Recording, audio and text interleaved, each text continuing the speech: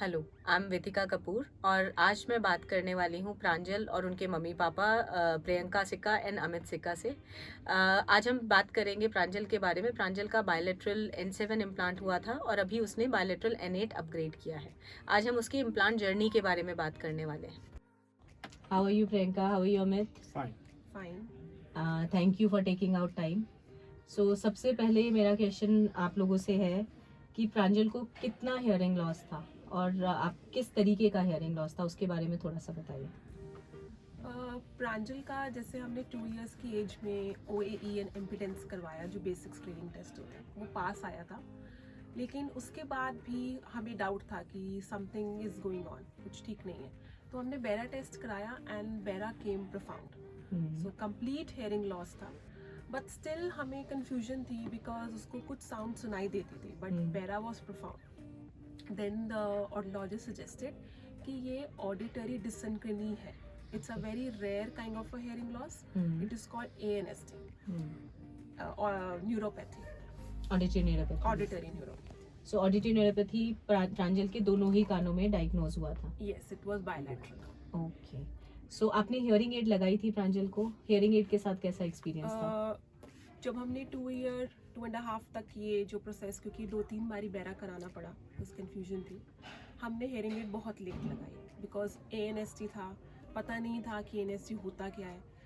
तो हमें 1 ईयर लग गया समझने में, एंड 3.5 में हमने हेयरिंग एड लगाया था इसको। हेयरिंग एड के बाद हमें कुछ खास, ये स्पेशल स्कूल गई थी लिसनिंग ईयर्स, लेकिन इसको कोई खास हेयरिंग एड से फर्क नहीं पड़ा, इम्प्रूवमेंट नहीं मिला। सो बेसिकली आपको डाउट इसलिए रहा क्योंकि आपको इनकंसिस्टेंट रिस्पॉन्सेज मिले बिना हियरिंग एड के भी, कभी रिस्पॉन्स देती थी कभी नहीं देती थी, अगर मैं सही समझ रही हूँ तो। हेयरिंग एड से it was complete noise. Complete जो noise. ऑलरेडी न्यूरोपैथी थी उसको सिर्फ लाउडनेस मिल गई, जो नॉइज जो उसको पहले से सुनाई दे रही थी वो और लाउड आप हो गई। तो कोई, क्योंकि ANST is like speech sounds he clear नहीं थे।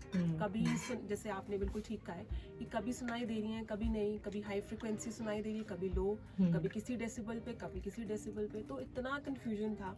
तो प्रांजल तो वर्बल थी नहीं, she used to shout only. Okay. So अभी आपने इम्प्लांट करा लिया है और you have gone for the bilateral implantation और उसमें भी आपने सबसे बेस्ट टेक्नोलॉजी कराई है। तो मुझे ये बताइए कि इम्प्लांट और हियरिंग एड में आपको क्या डिफरेंस लग रहा है, और दूसरा जो आपने बेस्ट टेक्नोलॉजी कराई है उससे आपको क्या लगता है, how is that benefiting in Pranjal success? जैसे कि हमने 3.5 पे हेयरिंग एड लगाया, देन हमने उसको, क्योंकि हर हेयरिंग एड को 6 मंथ्स देने होते हैं, जिससे हमें रिकमेंड किया गया, बट जैसे मैंने कहा कि कंप्लीट नॉइस थी, तो भी हमने ये फाइंड आउट करा कि नहीं, समथिंग इज गोइंग रॉन्ग, अब हमें इम्प्लांट की तरफ ही जाना है, अब नो मोर हेयरिंग एड्स। तो हमने 4.5 की एज में इसको हेयरिंग कॉक्लियर इम्प्लांट करवाया bilateral, and to be honest within 1 month उसका ऐसे लगा कि जैसे लिटरली कोई, जैसे कोई चीज़ खराब होती ना और उसको कोई ऐसे एक सिरिंज लगी और वो ठीक हो गया है, मतलब वो कचरा समझ लो कि वो निकल गया, बिल्कुल कोई चीज़ जैम है, वो ऐसे इतनी क्लियर आउट हो गई विद इन 1 मंथ।